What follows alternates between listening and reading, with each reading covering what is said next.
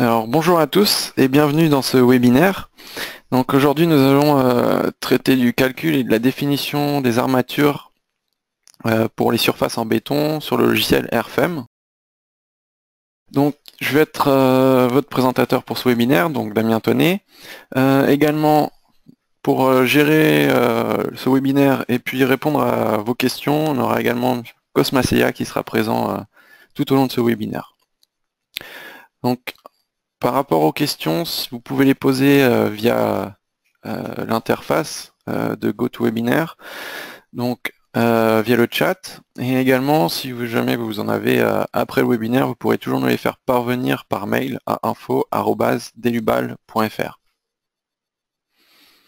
Donc au niveau de ce webinaire, on va le diviser en trois parties. Donc une première partie, on va voir les modules pour tout ce qui est calcul de surface en béton, tous les modules qui seront dédiés au calcul des surfaces en béton dans Airfem.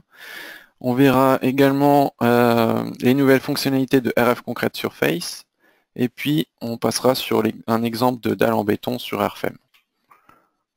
Donc tout d'abord, par rapport au module pour les surfaces en béton armé, on aura le module RF Concrete, donc qui comprend, qui se divise en deux parties, donc une partie RF Concrete Members pour tout ce qui est barre, et une seconde partie qui sera RF Concrete Surface pour les éléments surfaciques, qui va vous permettre de faire des vérifications ELU et ELS. Donc par rapport à l'ELS, ça sera la partie 7.2 et 7.3 de l'Eurocode 2.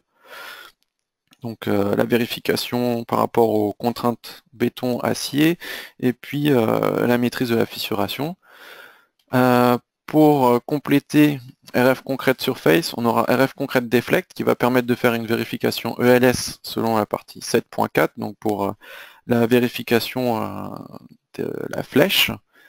Et on aura également RF Concrete NL, donc également pour la vérification de la flèche, et qui va permettre de faire des analyses non linéaires.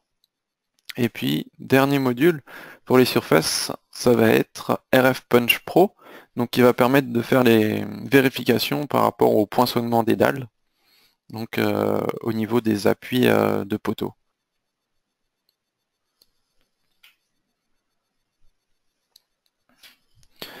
Donc par rapport aux nouvelles fonctionnalités et aux mises à jour qui ont été effectuées, donc à partir de la version 5.07, on a eu pas mal de nouveautés, alors notamment la mise à jour de l'annexe nationale française.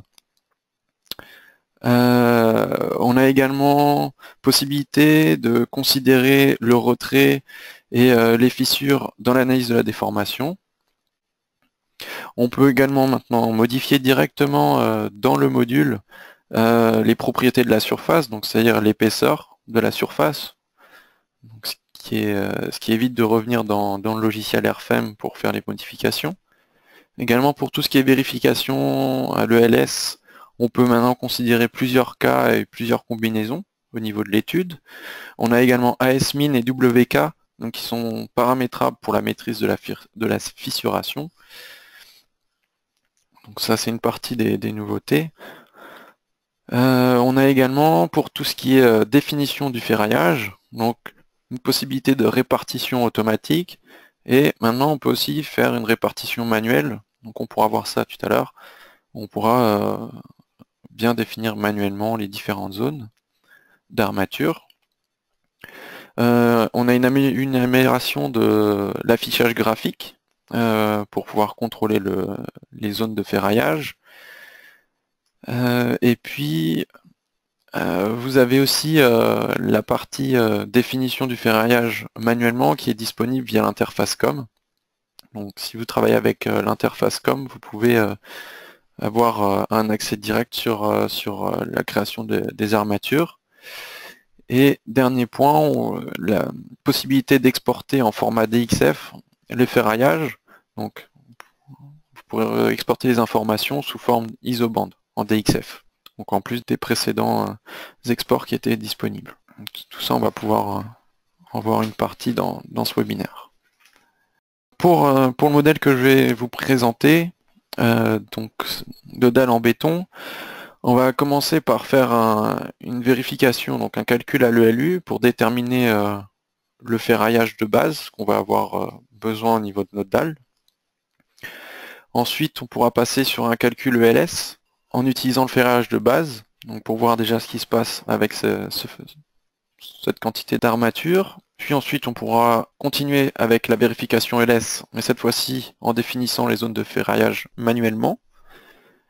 Puis on traitera avec le module RF Concrete Deflect la vérification de la déformation. Puis on finira par l'export des données, donc on verra les différents exports de données de ferrage qui sont possibles. Donc, je vais passer sur RFEM.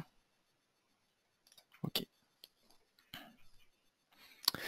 Donc voici le modèle que nous allons traiter. Donc c'est une dalle en béton, un plancher béton. Donc par exemple un plancher d'un bâtiment de bureau. Donc cette dalle, on l'a divisée en 4 surfaces. On est sur une dalle d'une épaisseur de 26 cm. Donc là on retrouve également les propriétés qu'on a assignées au béton. Ici on peut voir, donc ici on a un cercle donc, qui correspond à un raffinement de maillage au niveau d'un nœud. Donc vous allez pouvoir voir ici, si on zoome et qu'on change l'affichage, voilà, là on a un raffinement de maillage sur cette zone-là, qu'on n'a pas ici. Donc par la suite, vous allez voir que créer des raffinements de maillage, ça vous permet d'avoir des résultats plus précis au niveau de votre modèle.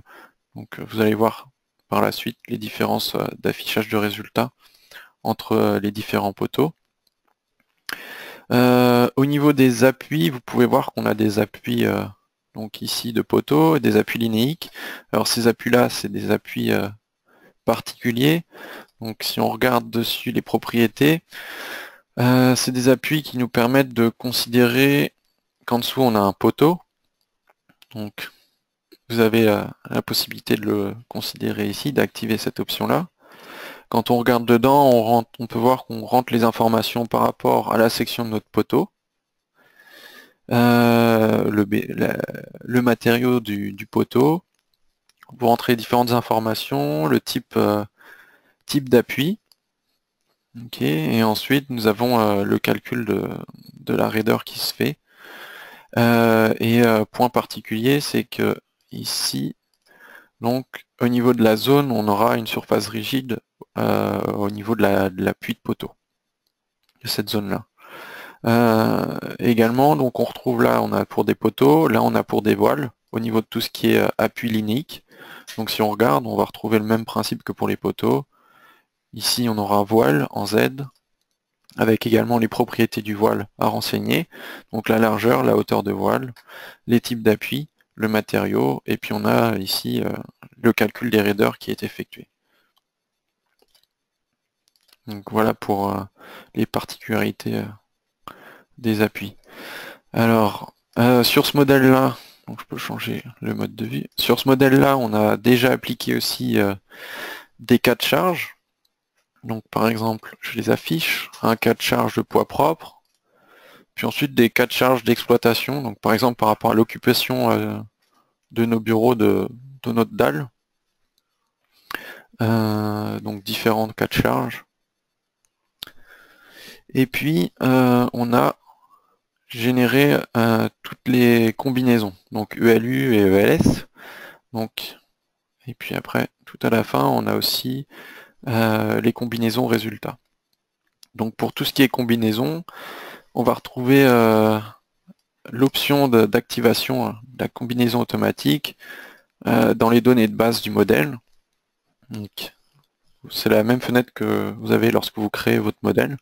Donc ici vous retrouvez l'option, juste en dessous le choix des normes, l'option d'activation des combinaisons automatiques. Alors tant que je suis sur cette fenêtre-là, il y a un point important qu'il faut que je vous montre, c'est au niveau de l'orientation des axes. Donc ici vous avez le choix sur l'orientation de l'axe global Z, donc soit vers le haut, soit vers le bas. Et dans le cas où vous traitez des éléments où on aura donc des armatures, donc des éléments en béton, des surfaces ou des barres, il y a un point important auquel il faudra faire attention, c'est l'axe local Z. Donc l'axe local Z des barres et des surfaces. et faire attention à ce qu'il soit orienté vers le bas. C'est ce qui va permettre par la suite de bien définir et repérer la position des armatures supérieures et inférieures au niveau de nos dalles ou de nos barres. Ok, donc au niveau des réglages, ce sera tout. Là, je peux désactiver la cotation pour alléger. Et aussi, ce qu'on peut voir aussi sur le modèle, c'est ici, on a créé des axes. Donc ces axes-là, c'est des lignes directrices qu'on retrouve ici. Donc dans les propriétés de plan de travail, on peut créer ces lignes directrices et ça peut vous aider à créer votre modèle ou bien justement, comme on peut le voir ici, à délimiter aussi vos zones de chargement, par exemple sur l'occupation de nos bureaux, de notre dalle. Ok, donc je peux désactiver les charges et puis je peux aller dans le module RF Concrete. Donc ici on retrouve le module RF Concrete Surface.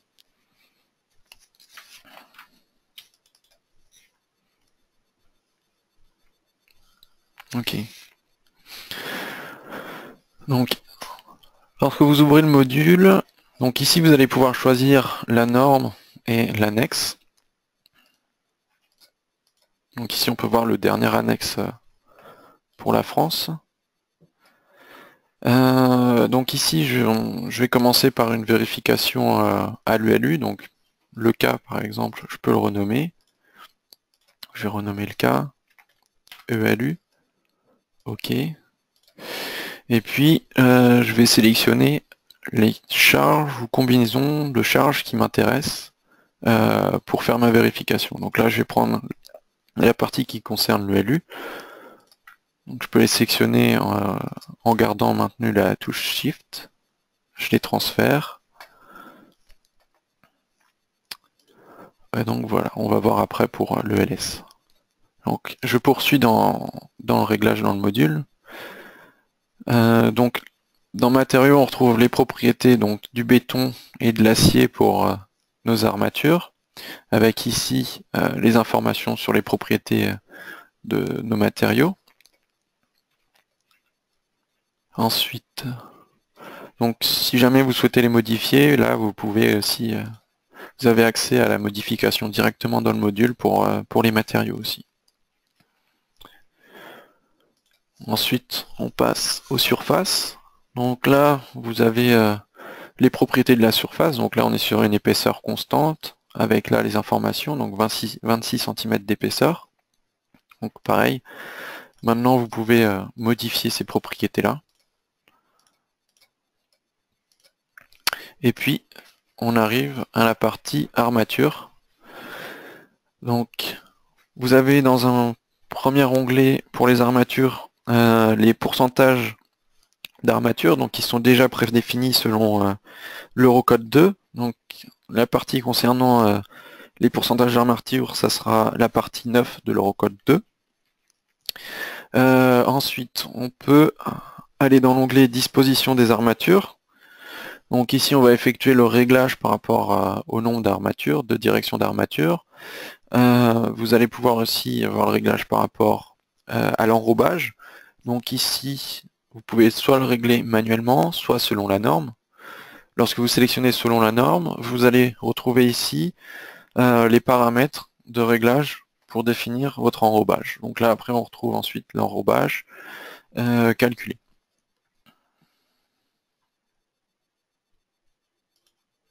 Ok.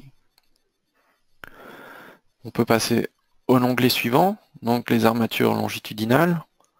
Donc pour le moment ici on va rien régler, on va juste lancer le calcul automatiquement pour voir les quantités d'armature.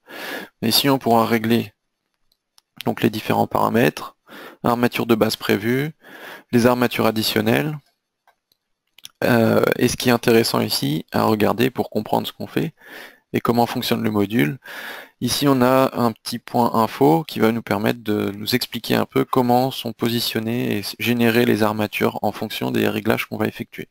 Donc ça vous pourrez regarder comme ça la façon dont le module va considérer les armatures qui sont créées. Donc soit automatiquement, soit manuellement. Ok. Ensuite, on aura un onglet concernant l'Eurocode 2 et l'annexe. Donc ici, on a le réglage par rapport aux armatures minimales. Donc là, on a bien par rapport à notre cas qui correspond à une dalle. Donc on respecte, on reste sur cette sélection. Donc armature longitudinale minimale pour les dalles, selon la partie 9.3.1 de l'Eurocode 2. Dans le cas où vous serez sur des murs, donc des voiles, vous sélectionnerez celui-ci. Et puis, pour tout ce qui est armature transversale, donc armature, on a bien activé cette option-là, armature minimale des forts tranchants, donc selon 9.3.2. Ici, on retrouve les réglages, donc l'orientation des bielles pour les armatures des forts tranchants. Et ici, les coefficients et facteurs qui sont appliqués. Donc à chaque fois, vous retrouvez également les références, les renvois à l'Eurocode. Et puis, dernier point, la méthode de calcul. Donc là, on sera sur une dalle, donc on va fonctionner principalement, on va être principalement soumis à de la flexion. Donc là, on est bien sur la bonne option, option de calcul. Ok. Vous pouvez lancer un contrôle de plausibilité. Donc là, tout est bon. Et puis, on peut lancer le calcul.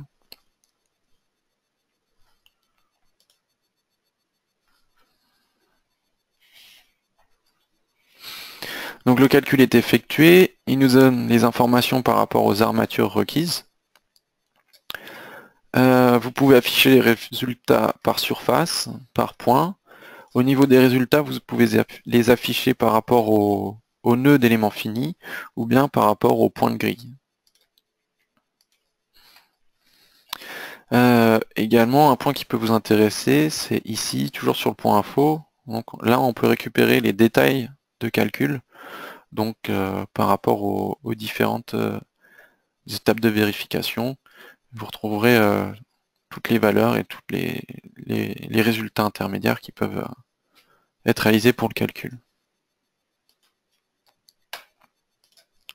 Ok. Donc là, on va passer sur l'affichage graphique, donc pour regarder les résultats de ce qu'on a réalisé. Donc, au niveau des résultats, donc là, on a les résultats pour les quantités d'armature, armature requise. Donc, on peut afficher par rapport à pour les armatures supérieures dans la direction 1. Donc ici en rouge, vous avez également le sens de portée des armatures. Donc là, dans la direction 2, toujours pour la partie supérieure. Donc au passage, on voit bien les flèches qui changent. Et puis pour la partie inférieure, les armatures requises. Ok. Alors, au niveau de l'exploitation des résultats ici, vous pouvez, donc si vous souhaitez avoir un peu plus de précision sur les résultats affichés, on peut passer par des coupes. Donc là, je vais désactiver mon affichage isoband. Et je vais également changer mon mode d'affichage de la dalle. Ok. Alors, hop, celle-là, je peux la supprimer. J'en avais déjà créé une avant. Donc ici, au passage, vous pouvez voir, j'ai déjà un certain nombre de coupes qui sont déjà créées. Donc là, je vais en créer une pour vous montrer. Donc je vais créer la coupe numériquement. Ok.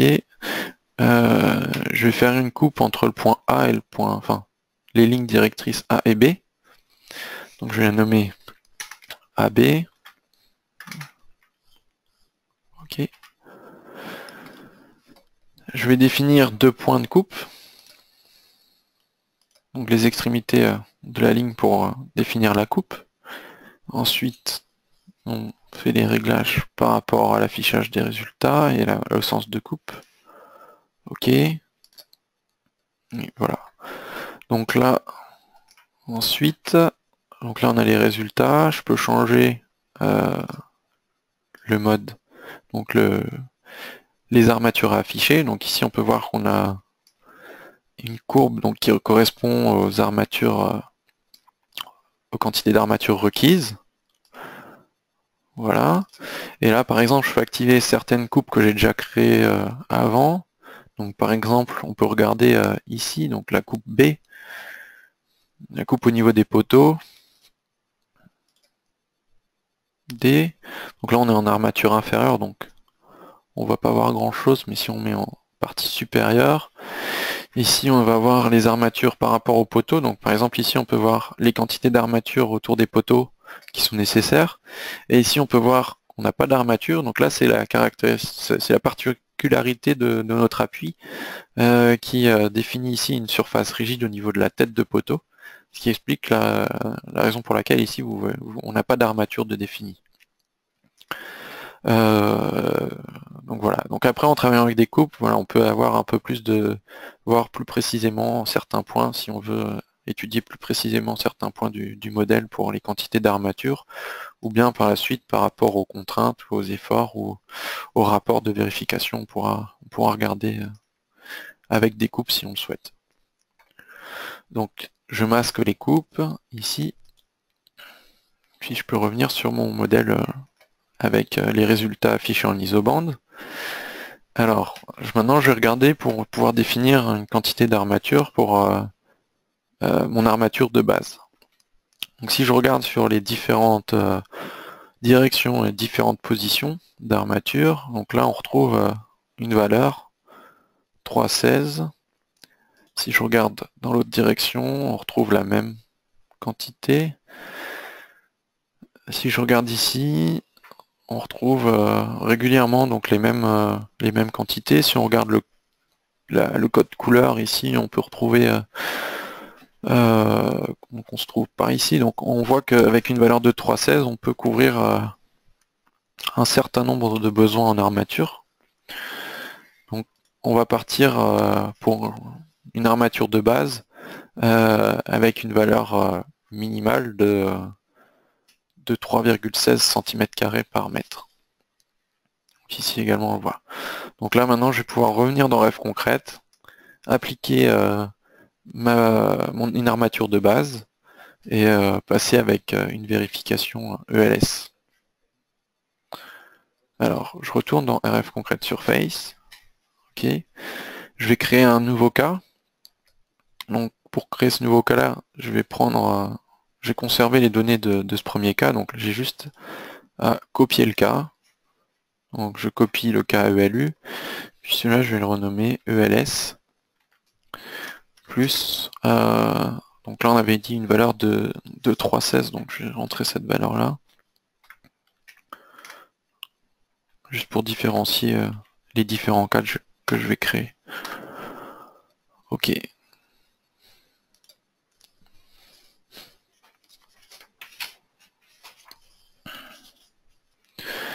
Alors,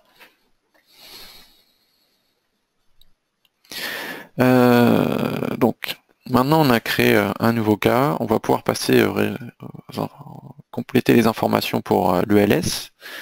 Donc ici, comme pour tout à l'heure, hein, on va sélectionner les combinaisons ELS. Ok, on peut les transférer. Okay. Alors au niveau des combinaisons, RFEM les réalise selon l'Eurocode 0. Alors dans l'Eurocode 2, on a une particularité pour l'ELS caractéristique. Ça on peut le voir ici. On a ELS caractéristique avec une charge directe ou avec une déformation imposée. Donc ici dans le module, vous pouvez modifier ce paramètre-là. Alors si vous voulez voir à quoi correspondent les modifications de ce paramètre, on peut regarder dans Détail. Et donc là, vous allez retrouver un onglet État limite de service, dans lequel on retrouve donc nos deux cas. Donc caractéristiques avec charge directe, caractéristiques avec déformation imposée.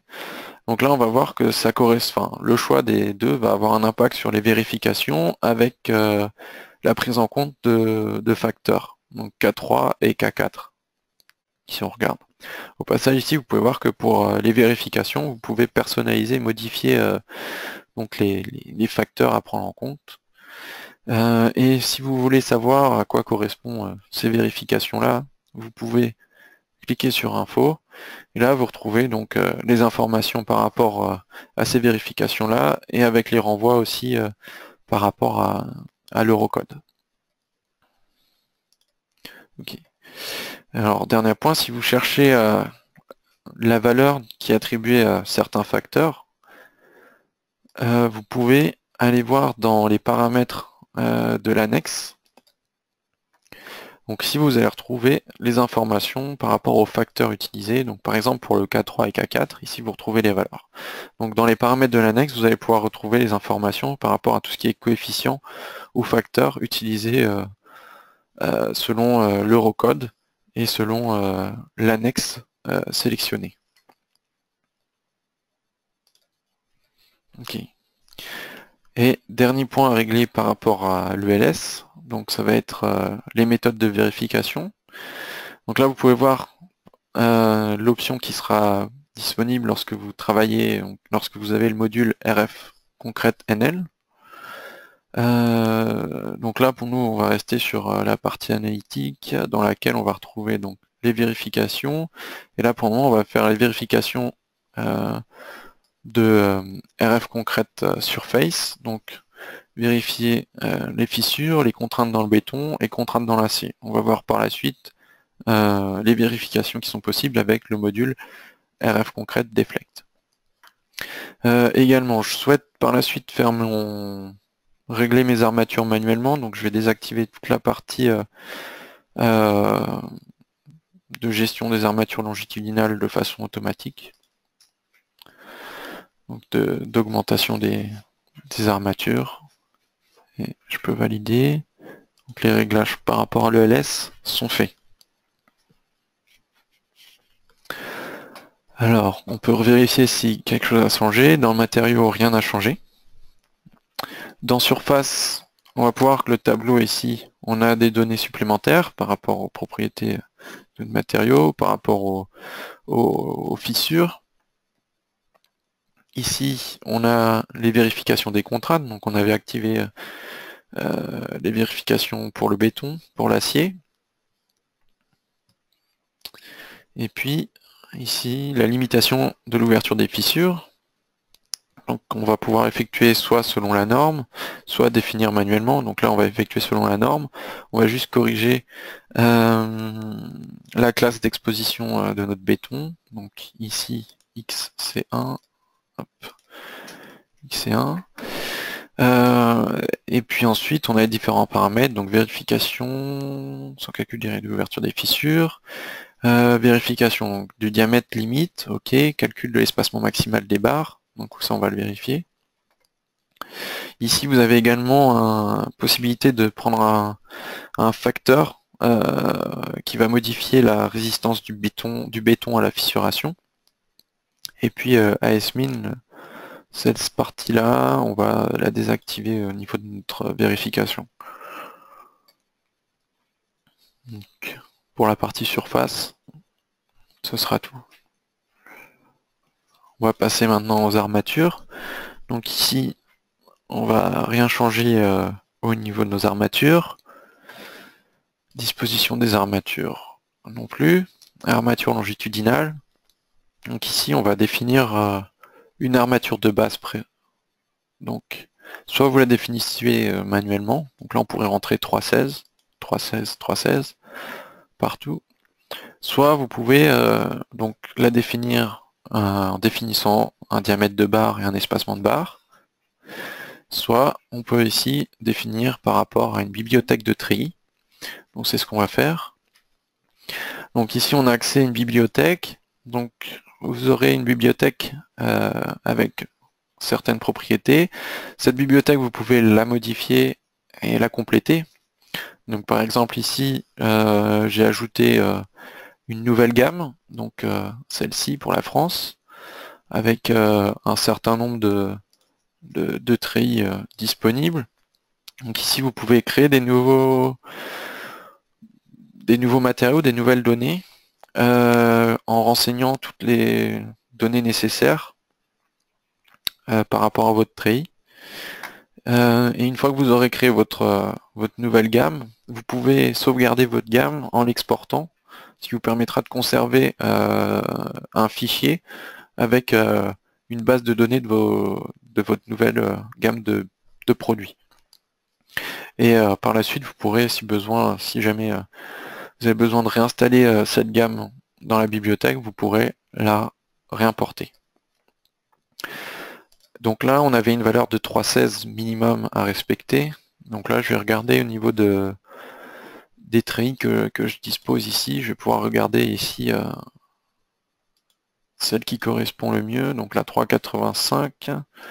Là, on a 3.85, 3.85. Et puis si je continue, on va être trop élevé. Donc là, on va rester sur celle-ci.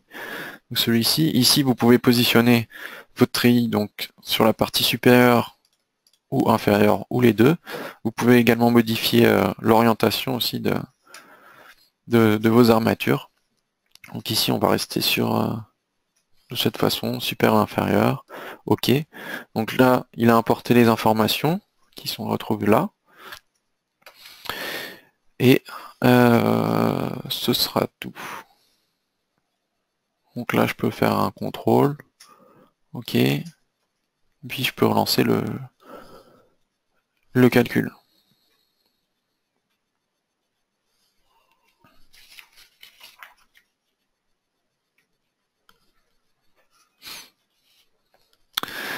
Donc là on retrouve les données par rapport aux armatures requises. Ici j'ai défini une armature de base, donc là il nous fait la différence pour nous montrer, nous renseigner les informations par rapport aux armatures additionnelles qui seront requises également. Et vous retrouvez ici les vérifications ELS. Donc là on retrouve les vérifications contraintes dans le béton, contraintes dans l'acier. Donc là on a on dépasse un peu la valeur limite. Vous retrouvez les informations par rapport au diamètre, à l'espacement des barres, et par rapport à l'ouverture des fissures. Donc après on peut regarder, dans le tableau inférieur on retrouve à chaque fois la mise à jour des données par rapport aux résultats qu'on sélectionne. Également, lorsque vous sélectionnez les données dans le tableau du module, vous pouvez voir que au niveau du modèle, ici on a une flèche qui nous indique les zones qui concernent la ligne. Hop. Donc là on se déplace. Donc là c'est le même, c'est ce point là. Et là ça va être un point, voilà, ici. Donc il y a une interaction entre le module et le logiciel RFEM. Donc vous pourrez rapidement retrouver, par exemple là, le problème, vous le retrouvez rapidement grâce à la flèche qui vous indique la zone sur le modèle qui est concernée.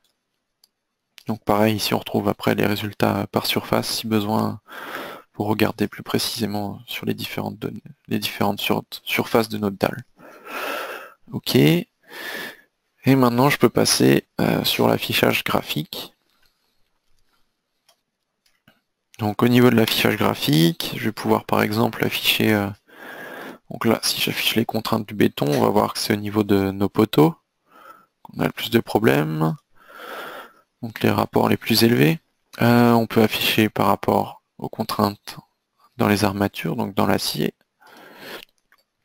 les diamètres, les distances entre barres d'armature, et puis l'ouverture des fissures. Au passage, donc ici on retrouve les armatures requises. Là on peut voir les armatures additionnelles, donc avec après avoir appliqué notre armature de base, on peut voir les armatures qui sont nécessaires en plus. Ok, donc je peux revenir dans RF Concrete Surface pour la suite. Alors ici ce qu'on peut voir c'est que déjà avec les armatures de base, on satisfait la plupart des besoins par rapport à des vérifications par rapport à l'ELS. On a juste la partie béton qui sera à corriger. Donc là maintenant je vais passer sur la définition manuelle de nos armatures. Donc on va créer les différentes zones d'armature sur nos dalles, donc sur nos surfaces, donc sur notre dalle. Donc pour cela, je vais créer un nouveau cas, je vais conserver les données de celui-ci, donc je copie le cas, donc ELS, puis là on va mettre armature. Ok.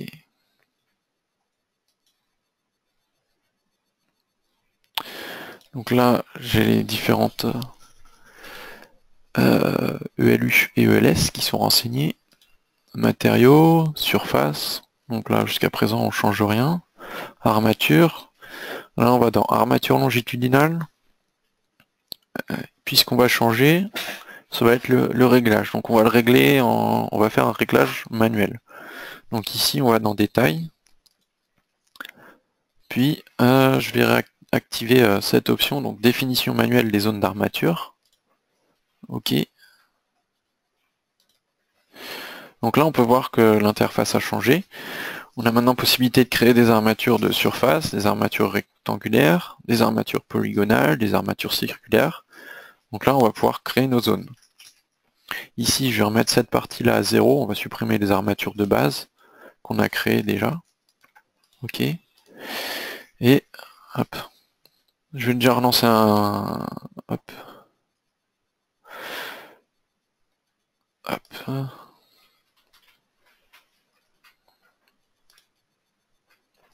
Et là on va pouvoir créer donc des armatures. Donc là j'ai sélectionné nouvelle armature rectangulaire. On va pouvoir définir une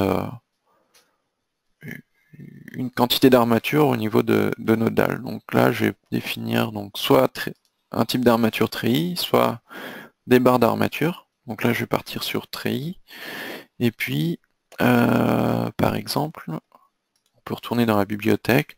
Donc soit je reste sur celui qu'on avait déjà défini juste avant, soit on peut le changer, on peut passer peut-être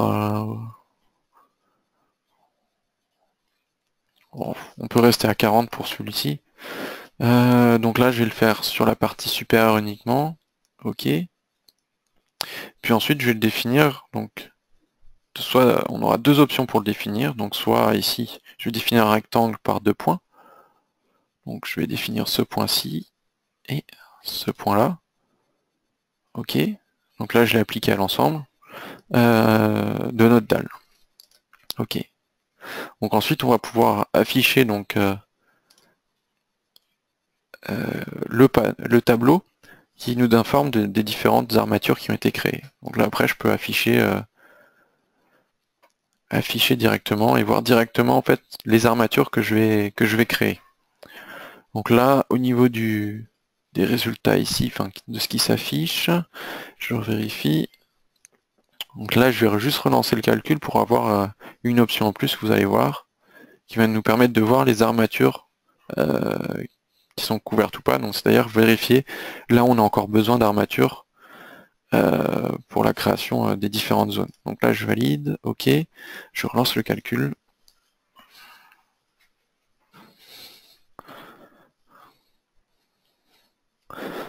Je peux revenir dans les armatures. Je reviens ici dans le tableau. J'affiche les zones d'armature sur mon modèle.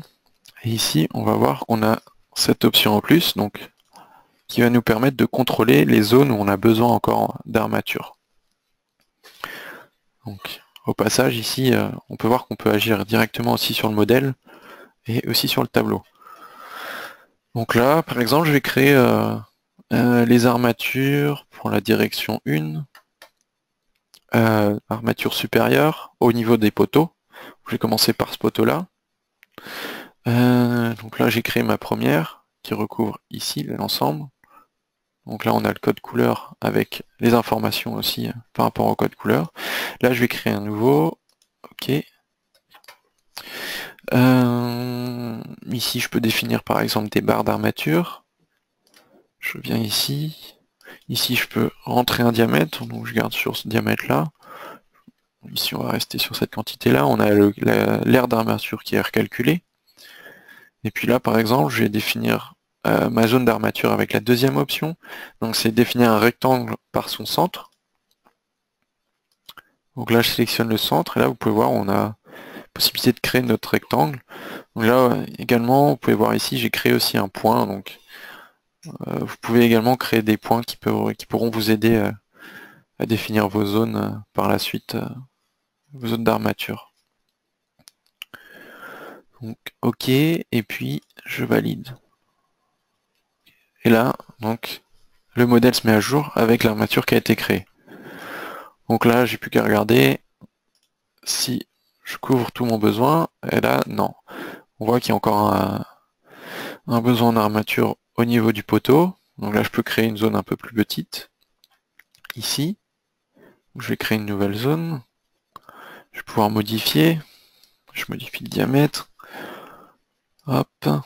Donc on avait vu, on était autour de 20, donc je sais pas, soit 25, ok. Et je vais l'appliquer de la même façon que je l'ai appliqué précédemment. Donc rectangle par son centre. Ok, je l'applique. Voilà, il se crée. Au passage, vous pouvez voir que l'application des propriétés d'armature s'applique aux éléments finis. Donc là, on a les éléments auxquels on a appliqué les armatures. Donc là, et puis je vérifie ici, je couvre tout mon besoin. Donc là, au niveau de ce poteau-là, ça semble bon. Donc ce que je vais pouvoir faire, bah, là j'ai déjà défini mes armatures, je vais les copier. Je vais pouvoir copier les propriétés que j'ai définies ici sur les autres poteaux par exemple. Donc là vous sélectionnez juste les lignes. Et puis comme l'outil de copie dans RFM, vous l'avez ici. Donc là on va juste copier les propriétés. Donc je vais le copier 2 fois. Je vais définir une distance de copie. Donc là je sélectionne mon appui, je sélectionne mon deuxième appui. Là ici les entraxes sont les mêmes entre mes poteaux. Ok. Et puis voilà, ils sont copiés. Et voilà, le modèle se met à jour. Donc là on a nos 3 poteaux avec les armatures définies. Si je regarde ensuite au niveau de la couverture, alors on peut voir que au niveau de la direction des armatures, je me suis trompé. J'ai orienté dans la direction Phi2, donc à 90 degrés comme on peut voir là. Donc ça je vais pouvoir le corriger, pouvoir les mettre dans la bonne direction. Donc là je peux modifier le tableau et corriger les données. Donc là je mets 0 degré. Voilà. Pour corriger la direction des armatures. Ok. Et là si je regarde donc pour la partie supérieure, donc là on a couvert tous nos besoins. Là on n'a pas pour la partie inférieure, tout n'est pas fait. Donc là je les ai directement modifiés là, j'aurais pu copier directement. Par exemple je vais copier les armatures qu'on a définies pour ce poteau là. Donc celle-ci. Je vais les copier sur la deuxième direction. Donc ici je vais juste faire une copie. Donc sur elle-même. Ok. Donc il se retrouve là. Et je peux modifier. Ok. Et donc là l'armature est copiée. Donc là si je regarde au niveau des positions, donc là on a la direction 1 avec l'armature supérieure. Et la deuxième direction pour l'armature supérieure, on a copié nos armatures. Donc on pourra faire la même chose pour les différentes directions.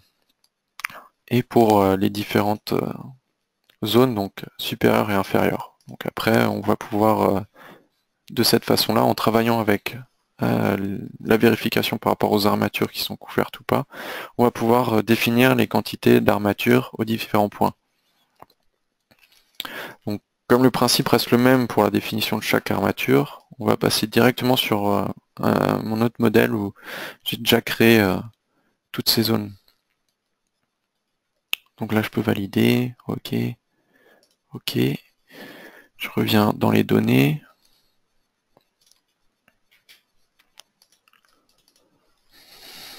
Voilà.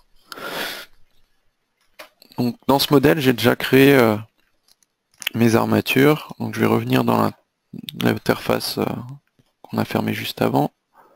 Ici, armature longitudinale, le tableau. Là on voit toute la liste des armatures qui ont été définies. Je peux les afficher ici. Si vous cliquez également, vous avez aussi la flèche qui vous indique aussi la zone qui correspond à vos armatures sélectionnées dans le tableau. Vous avez ici une option de filtre. Donc par exemple filtrer votre tableau, les données du tableau par rapport à la position des armatures, donc supérieure ou inférieure. C'est possible. Ok, donc là on se retrouve qu'avec les données supérieures. Également, tout à l'heure je vous ai parlé dans les nouveautés d'un lien avec l'interface COM. Donc c'est ce tableau-là que vous pourrez, avec lequel vous aurez un lien pour l'interface COM, qui vous permettra de travailler directement sur la définition des armatures.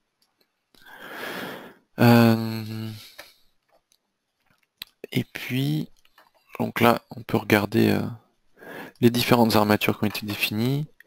Donc armature supérieure direction 1, armature supérieure direction deuxième direction, armature inférieure et armature inférieure.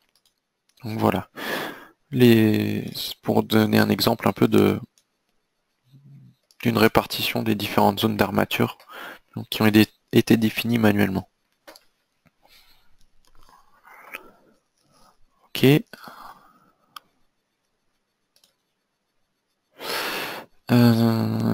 Ok, donc là maintenant je peux lancer le calcul par rapport aux armatures qui ont été définies.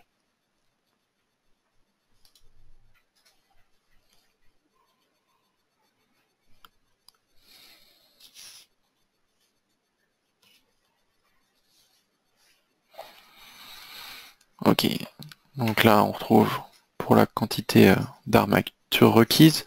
Donc ici on voit les armatures qu'on a définies, la quantité qu'on a définie, et puis là les armatures requises. On pourra regarder aussi ça par surface, ce qui vous permettra ici de contrôler, de vérifier si vous avez bien aussi la quantité d'armature qu'il faut par rapport à vos surfaces. Et puis là on va pouvoir avoir les vérifications OLS. Donc là on a toutes les vérifications qui passent, sauf au niveau de la contrainte pour le béton. Donc si on regarde la contrainte, ici on retrouve que c'est au niveau de la zone du poteau. Et après on peut regarder par surface, voir sur quelle zone ça porte.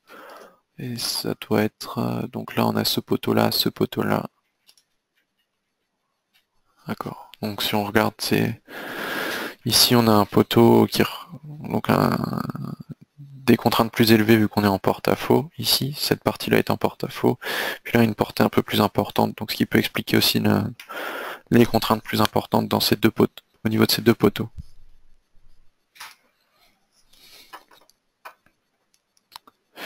Donc on peut afficher aussi graphiquement. Alors ici je vais pouvoir regarder les contraintes, les rapports de contraintes, béton, acier, diamètre. Ici je vais pouvoir vérifier par rapport à l'ouverture de fissure. Donc dans les différentes directions, pour la partie supérieure, également pour la partie inférieure. Ok. Et puis si on le souhaite vérifier, on pourra aussi vérifier si on a toujours on couvre bien toutes les armatures, mais ça là-dessus, il n'y a pas de souci vu que dans le tableau, on couvrait déjà nos besoins.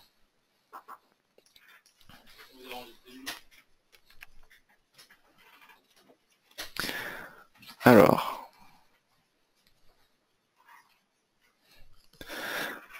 et là également, si vous voulez, on peut aussi afficher au niveau des résultats, on pourra afficher aussi, si on le souhaite plus précisément, les résultats avec les différentes coupes qu'on a pu réaliser. Donc, par exemple, je peux activer les résultats de coupe. Donc, par exemple, entre mes poteaux,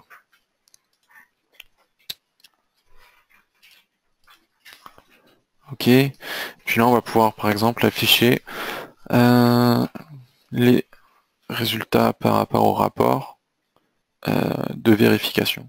Ou bien on pourra afficher aussi les fissures. Donc en fonction des résultats que vous souhaitez exploiter, on pourra afficher ce qui est nécessaire.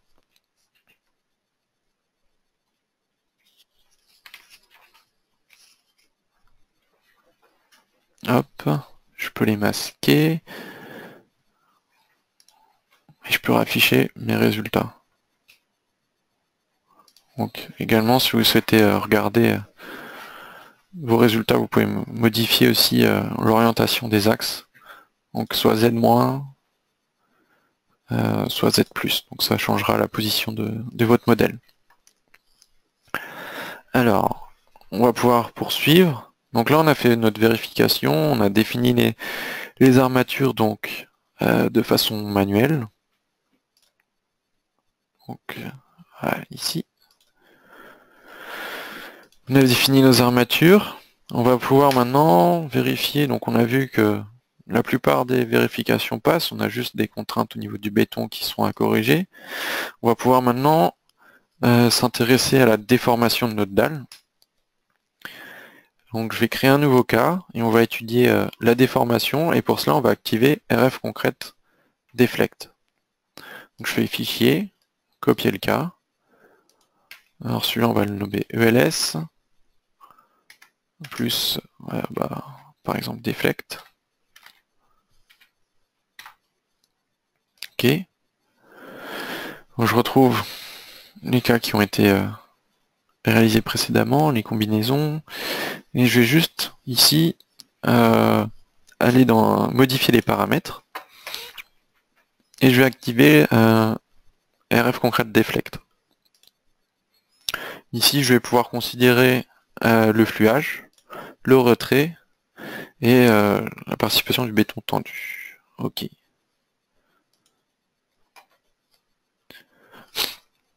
Je vais pouvoir aller vérifier si les paramètres, l'interface a changé. Donc ici on n'a pas de souci.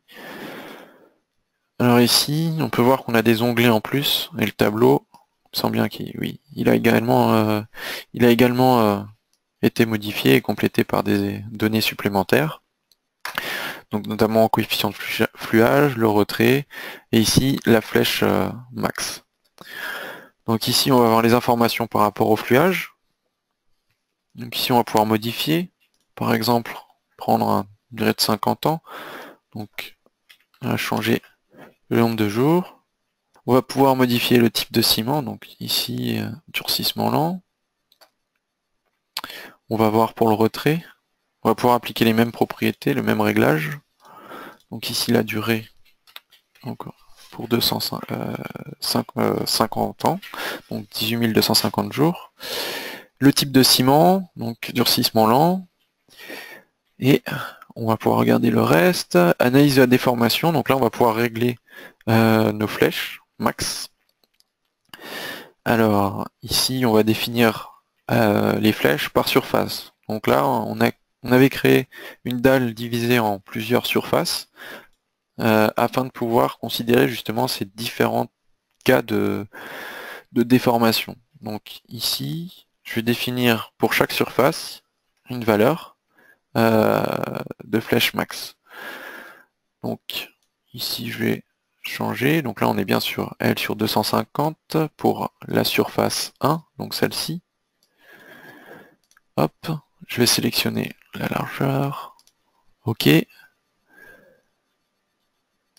Elle s'est mise à jour. Donc ici tout s'est mis à jour par rapport au réglage que je viens d'effectuer. Alors ici je vais juste désactiver ça, comme ça je vais pouvoir modifier chaque surface de façon indépendante. Donc je vais modifier la surface numéro 2, celle-ci. Donc là, j'ai modifié la largeur. Hop. Donc je vais juste sélectionner le bon point ici et ici. Voilà, il s'est mis à jour. La surface numéro 3, donc, qui correspond à celle-ci. Donc à chaque fois également, vous avez une aide pour vous repérer sur la surface sélectionnée. Et puis, donc, Ah, là, ce qu'il faut faire attention, c'est qu'ici on est une surface en porte-à-faux, donc là, je vais modifier L sur 100. Ok, et puis là, pareil, donc L sur 100, et puis je vais sélectionner la bonne distance. Ok. Donc là, voilà, j'ai mes valeurs qui sont mises à jour par rapport à mon calcul de déformation. Donc là, je vais pouvoir maintenant lancer le calcul.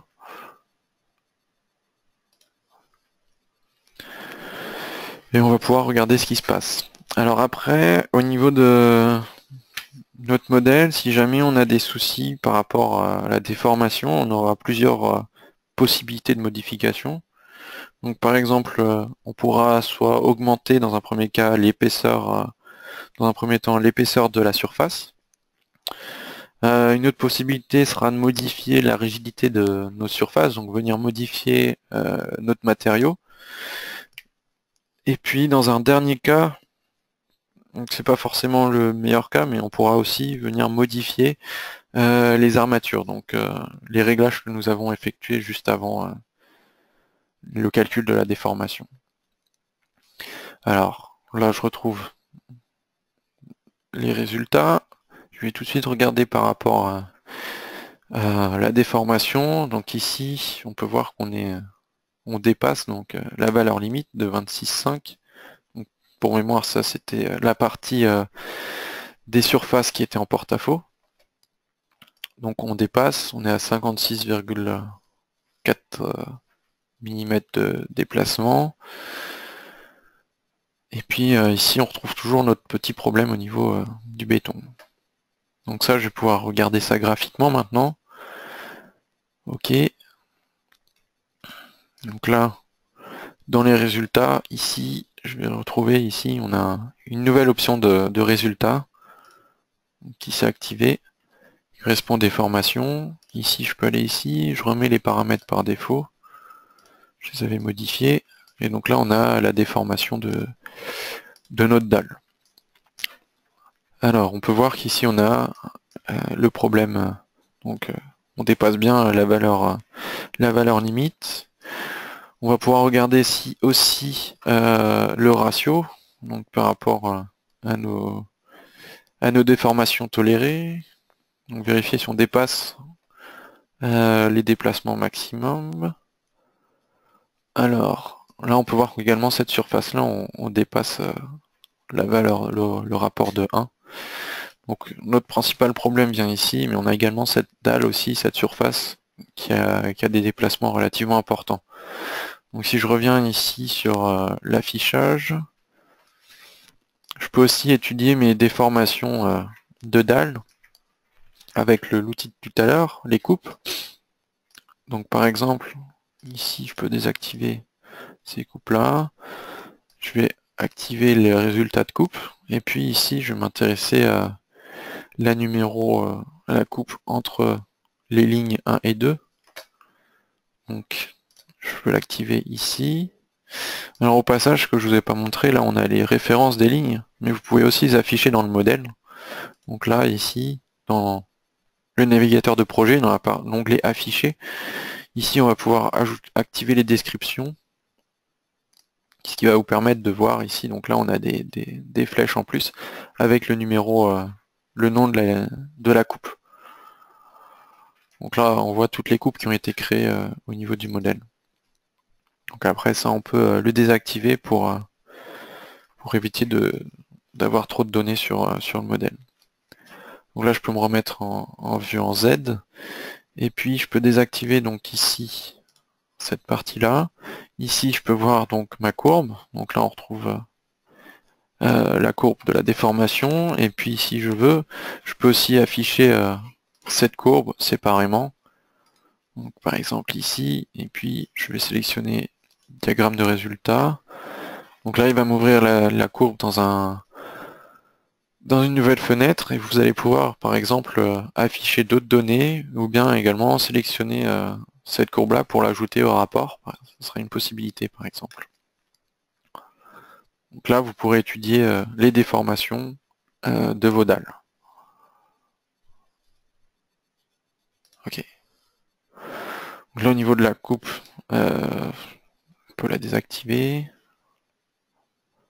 Ok, je peux revenir avec mon affichage isoband. Et puis, je vous avais dit qu'on pouvait commencer au niveau des modifications par modifier notre épaisseur de surface, donc notre épaisseur de dalle, c'est ce on va faire pour ce modèle dans d'autres cas. Donc pour voir déjà ce que ça change et vérifier si ça corrige notre problème. Donc je reviens dans la ref concrète surface. Ici vous pouvez créer un nouveau cas si vous le souhaitez. Hop. Copier le cas et puis ici. Alors là on va juste changer, on va passer avec une surface d'épaisseur par exemple 33 cm d'épaisseur. Ok. Donc là on va pouvoir modifier notre épaisseur sans modifier les données directement dans RFM. Donc directement dans le module. Donc ici, dans les surfaces, ici je vais pouvoir modifier. Donc je vais taper 33. Ici vous pouvez faire le raccourci F8, F8, F8. Donc voilà. Donc F8 qui va copier votre dernière donnée saisie dans les interfaces. Donc là 33. Et puis là on va juste relancer le calcul pour voir ce que ça a changé et si ça corrige notre problème.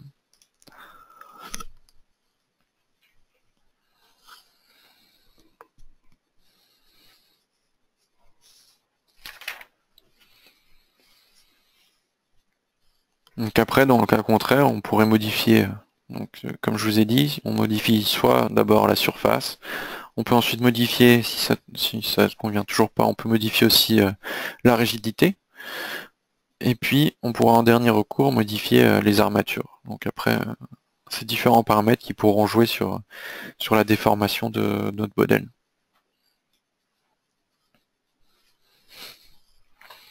Ok. Et si on fait la vérification ELS, donc là on peut voir que là donc on a une valeur max de 24, un déplacement de 24,5 mm. Donc on est en dessous de notre déplacement max. Donc on a pu corriger ce problème là. Donc à niveau de toutes nos surfaces. Donc si j'affiche ici, on peut voir qu'au niveau de toutes les surfaces, c'est bon. On a également au passage, on peut voir qu'on a aussi corrigé notre petit problème de contrainte au niveau du béton. Donc augmenter notre surface a permis de résoudre ce problème-là. Et puis pour le reste, donc tout le reste est valide, est validé. Donc on reste inférieur aux valeurs limites. Donc après je peux revenir dans le niveau graphique. Donc ici, voilà, le modèle. Donc après modification de l'épaisseur de dalle. Donc on a les déformations. On peut regarder ici le rapport. Donc par rapport aux déformations. Donc là on reste en dessous de 1, donc c'est bon. Donc là pour la vérification LS, tout paraît bon. Donc voilà, au niveau des différents, enfin de la démarche, vous pouvez suivre cette démarche-là pour contrôler les éléments, vos dalles, contrôler vos surfaces. Alors, je vous avais parlé également de tout ce qui était export de données. Donc par exemple, ici, on va pouvoir exporter les données de ferraillage ou résultats sous forme isoband. Donc, admettons que je veuille exporter donc mes données de ferraillage. Donc par exemple ici, ici j'ai mes armatures dans la direction 1 pour les armatures supérieures. Donc, je peux me positionner ici. Et puis là, je vais exporter ces données-là. Donc je peux aller dans Fichier, Exporter. Et ici, ce qui sera possible maintenant, c'est d'exporter ces données sous forme de résultats isoband en format DXF. Donc ça sera des données que vous pouvez récupérer. Donc après, en format DXF, vous récupérez les données avec le code couleur pour vous donner les informations par rapport aux quantités d'armature. Également, ici, vous retrouvez aussi les autres exports possibles avec des logiciels de dessin. Donc, par exemple, ici, on retrouve Allplan, Glazer. Donc ici, vous retrouvez les différents formats pour l'export avec d'autres logiciels de dessin qui sont plus dédiés à la partie armature béton, où vous pourrez traiter ces données-là. Donc voilà.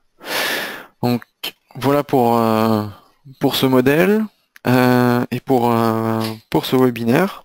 Donc après, par la suite, au niveau du modèle, on pourra aussi traiter les points de poinçonnement, les zones de poinçonnement avec RF Punch Pro. Donc notamment par exemple ici au niveau des poteaux, au niveau des extrémités pour les appuis linéaires pour les voiles. Donc c'est des points qu'on pourra traiter avec RF Punch Pro. Donc on pourra voir dans une prochaine démonstration, une prochaine vidéo. Donc voilà pour RFEM et pour ce webinaire aujourd'hui.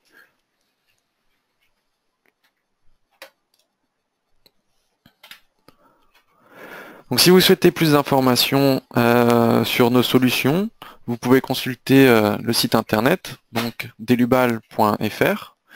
Je vous invite également à nous suivre au niveau des réseaux sociaux, donc Facebook. Vous pouvez également nous retrouver nos profils sur LinkedIn. Vous aurez également des vidéos qui sont disponibles. Donc toutes les vidéos vous les retrouverez sur YouTube. Et si vous avez des questions, n'hésitez pas, vous pouvez nous les envoyer par mail, donc à info@delubal.fr. On pourra vous renseigner également par rapport à nos solutions, ou bien vous pouvez nous contacter donc par téléphone au numéro qui est indiqué. Je vous remercie pour votre attention et je vous dis à bientôt.